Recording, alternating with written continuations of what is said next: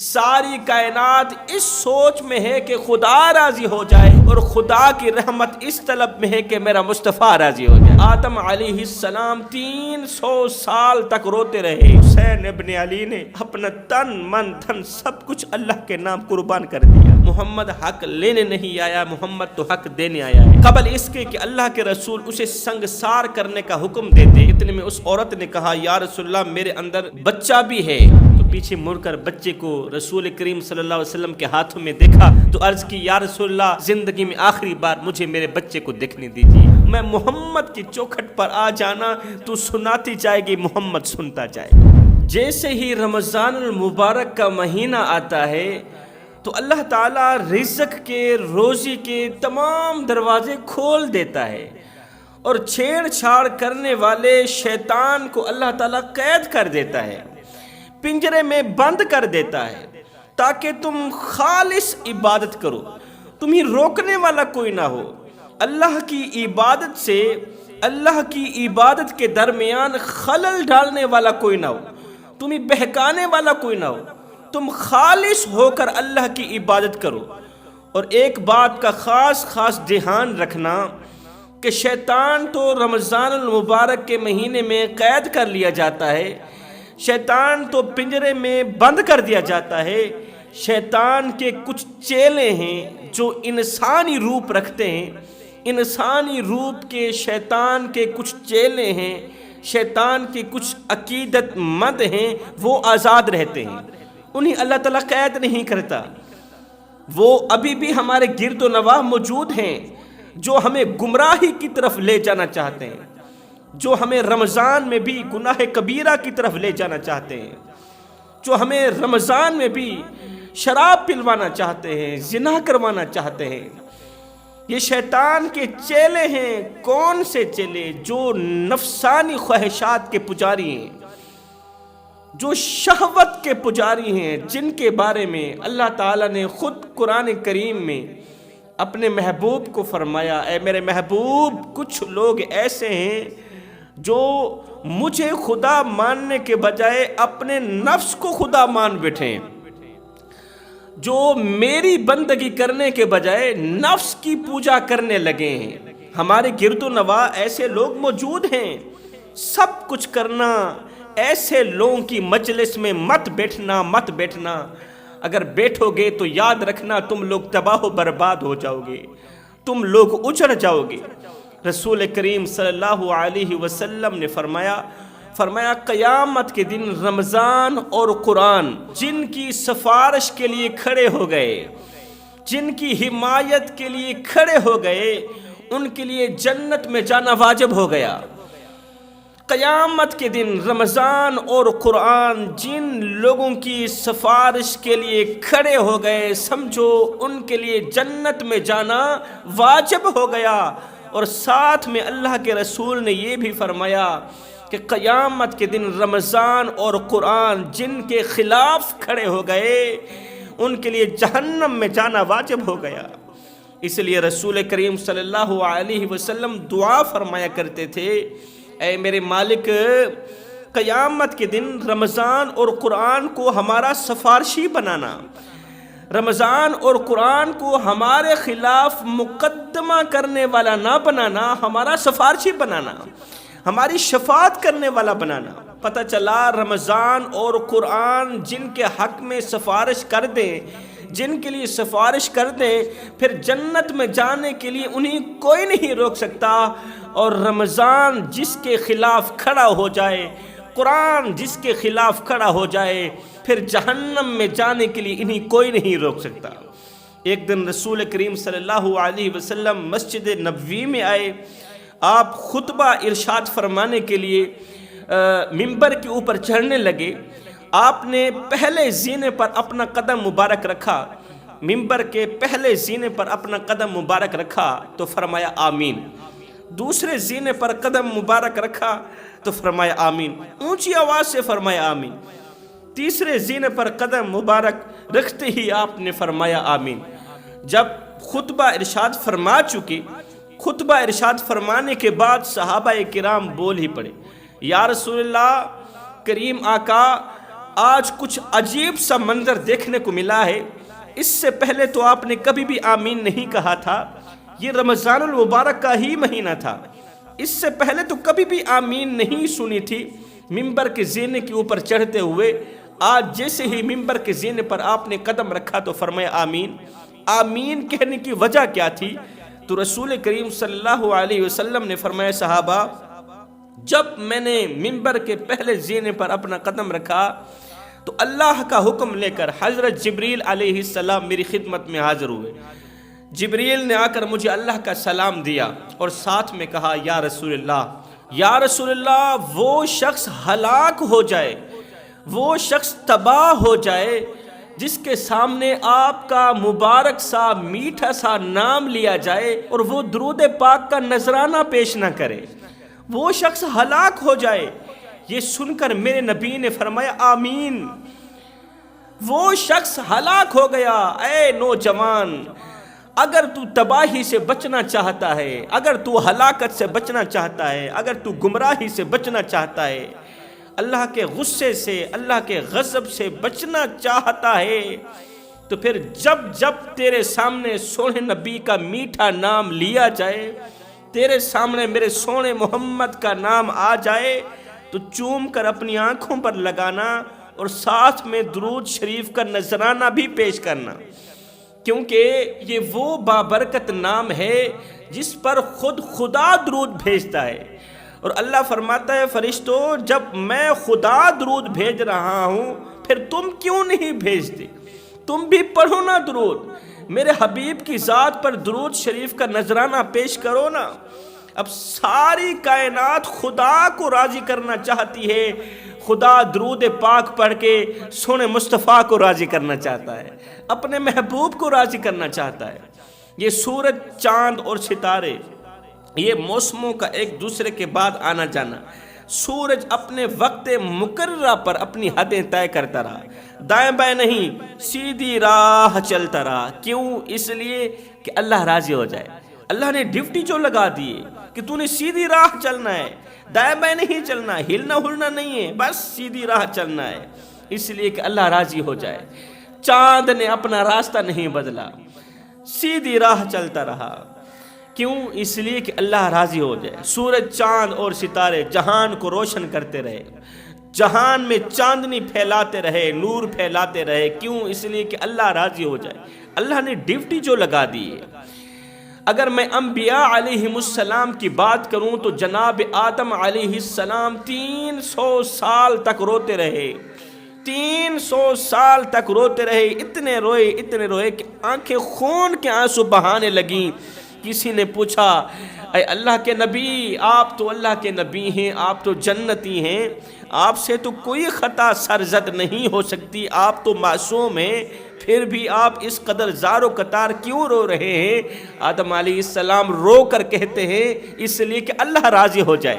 میں نے سنا ہے رونے سے اللہ تعالیٰ اور زیادہ خوش بھی ہوتا ہے، رونے سے، خشیت الہی میں، خوف خدا میں، معرفت الہی میں رو کر گڑ گڑا کر اللہ کو یاد کرنے سے میں نے سنا ہے اللہ تعالیٰ بندے پر اور زیادہ خوش ہوتا ہے، اللہ تعالیٰ اور زیادہ راضی ہوتا ہے۔ تو میں اپنے رب کو راضی کرنا چاہتا ہوں۔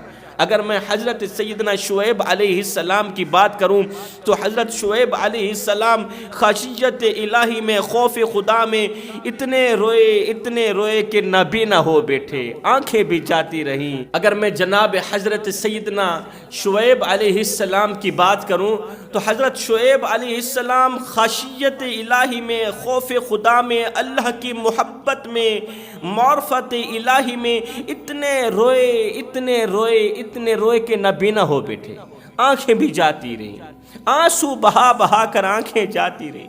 اللہ تعالیٰ نے ایک بار پھر سے آنکھوں سے نوازا، پھر سے حضرت شعیب علیہ السلام اتنے روئے، آنکھیں پھر سے جاتی رہیں۔ میرے اللہ نے فرمایا میرا شعیب تو اتنا کیوں روتا ہے؟ ایک بار تو نبی نہ ہوا، میں نے آنکھوں سے نوازا، بینائی سے نوازا، پھر سے تو رونے لگ گیا، پھر سے نبی نہ ہو بیٹھا۔ اور میرے شعیب تو اتنا کیوں روتا ہے؟ اگر تو جہنم کے خوف سے روتا ہے تو میں رب ہو کر وعدہ کرتا ہوں جہنم تم پر حرام کرتا ہوں، اور اگر تو جنت کی لالچ کے لیے روتا ہے تو میں رب ہو کر وعدہ کرتا ہوں ساری جنت ہی تیرے نام کرتا ہوں۔ شعیب بتا تو صحیح تو کیوں روتا ہے؟ شعیب تو کیوں روتا ہے؟ حضرت شعیب علیہ السلام رو کر کہنے لگے اور زیادہ چیخ کر کہنے لگے، میرے رب تیرا شعیب نہ تو جہنم کے خوف سے روتا ہے، تیرا شعیب نہ تو جنت کی لالچ کے لیے روتا ہے، تیرا شعیب تو بس اس لیے روتا ہے کہ تو راضی ہو جا۔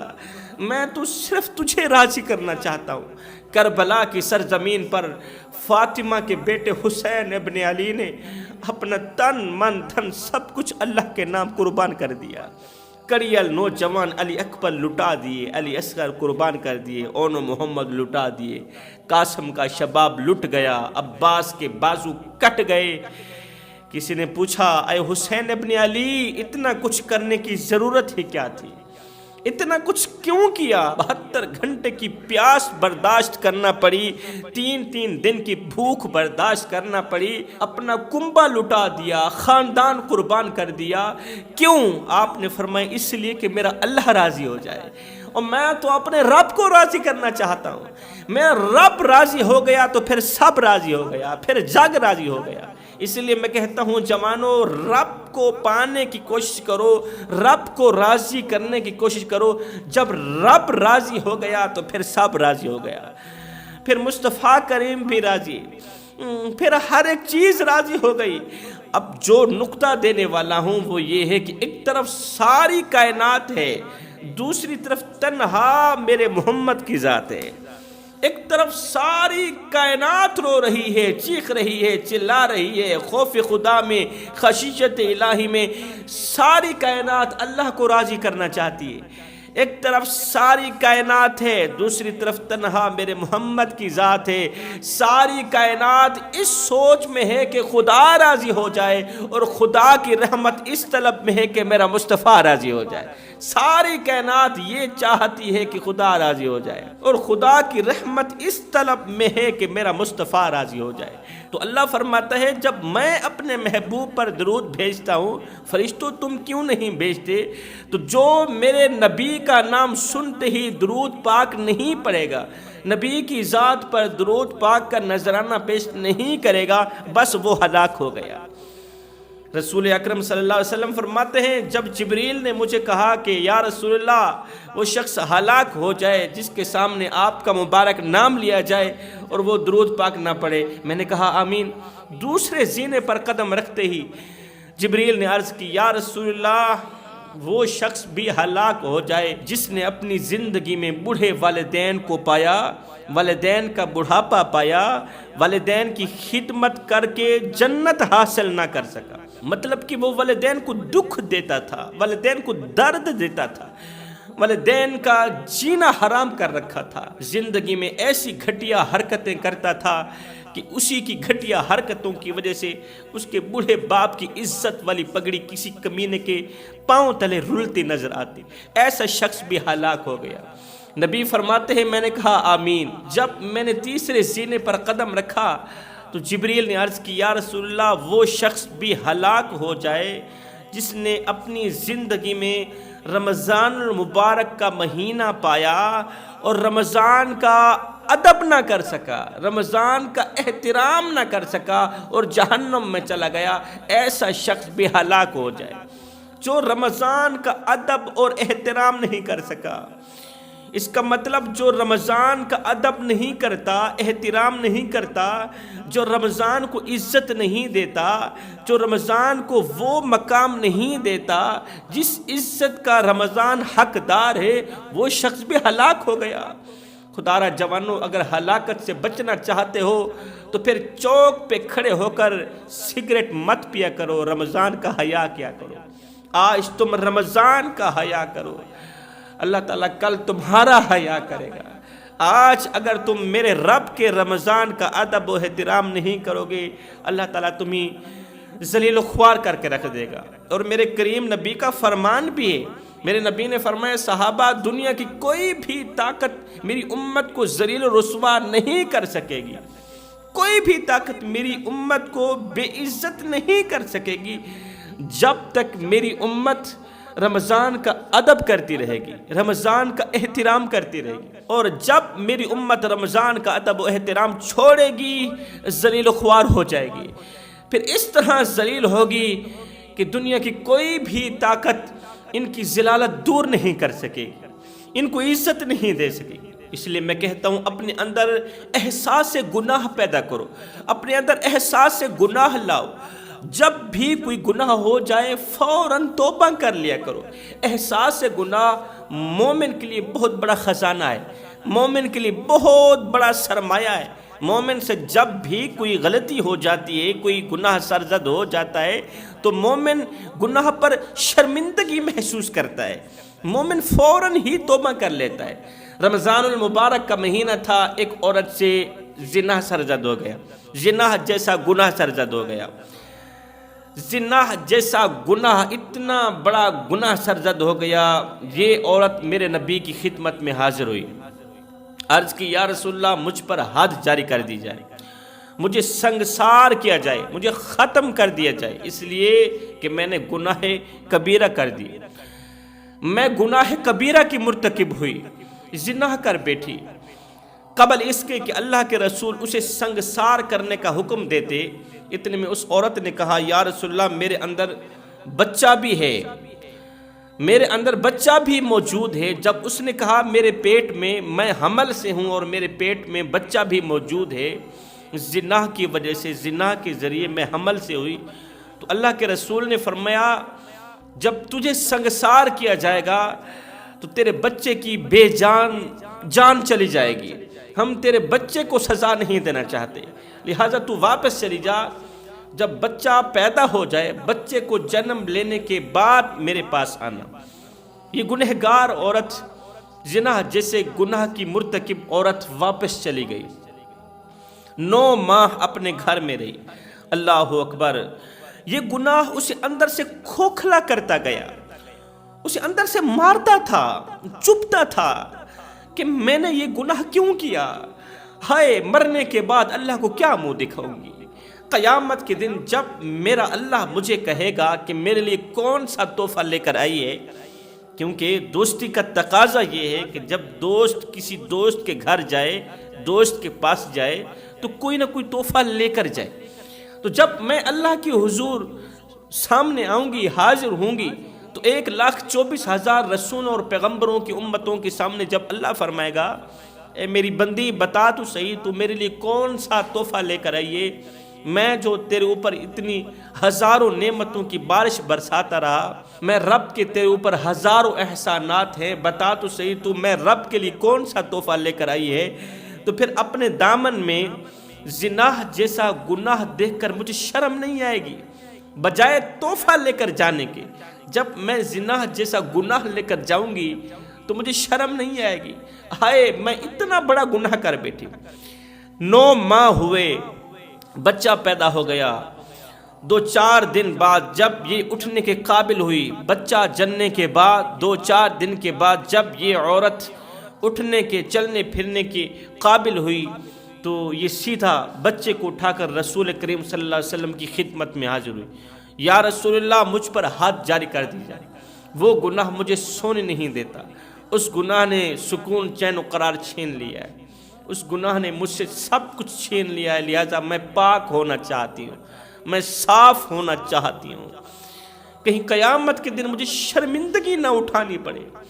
اس نے بچہ اٹھایا ہوا ہے، بچہ اس کا دودھ پی رہا ہے، رسول کریم صلی اللہ علیہ وسلم نے جب بچے کو دودھ پیتے دیکھا تو میرے نبی نے فرمایا اے عورت، محمد حق مارنے نہیں آیا، محمد حق لینے نہیں آیا، محمد تو حق دینے آیا ہے، لہٰذا تیرا دودھ بچے کا حق ہے، 2 سال تک بچے کو دودھ پلا، جب بچہ روٹی کھانے کے قابل ہو جائے تب میرے پاس آنا۔ یہ گنہگار عورت واپس چلی گئی، 2 سال تک بچے کی پرورش کی، بچے کی دیکھ بھال کی، اپنے منہ سے نوالا نکالتی رہی، بچے کے منہ میں ڈالتی رہی، اپنی رگوں سے خون نکالتی رہی، بچے کے منہ میں ڈالتی رہی، اپنی رگوں سے خون نکالتی رہی، بچے کی رگوں میں ڈالتی رہی۔ 2 سال مکمل ہوئے، جب بچہ روٹی کھانے لگا تو روٹی کا ٹکڑا بچے کے ہاتھ میں دے کر پھر سے میرے کریم نبی کی خدمت میں حاضر ہوئی۔ عرض کی یا رسول اللہ گناہ نے مجھے اندر سے کھوکھلا کر دیا ہے، مجھے اندر سے ختم کر دیا ہے، مجھ پر حد جاری کر دی جائے، یا رسول اللہ مجھے سنگسار کر دیا جائے۔ میرے کریم نبی نے فرمایا او اللہ کی بندی، جب اللہ نے تیرے جرم پر پردہ ڈالا ہے تو پھر کیوں تو بار بار اپنے جرم کو ظاہر کر رہی ہے؟ جب اللہ نے ایک بار تیرے جرم پر، تیرے گناہ پر پردہ ڈال دیا ہے تو بس ٹھیک ہے، ایک سائڈ پہ ہو جا، دفع ہو جا، اپنا وقت گزار، اللہ ہی معاف کرنے والا ہے۔ لیکن تو نے اپنے جرم کو ایک بار نہیں کتنی بار ظاہر کیا اور سب کے سامنے ظاہر کیا، سب کو گواہ بنا دیا۔ اب تو تجھے سنسار کرنے سے کوئی نہیں بچا سکتا، اب تجھ پر حد جاری کی جائے گی، ہر حال میں کی جائے گی۔ رسول کریم صلی اللہ علیہ وسلم نے سنسار کرنے کا حکم دیا، اسے مارنے کا حکم دے دیا۔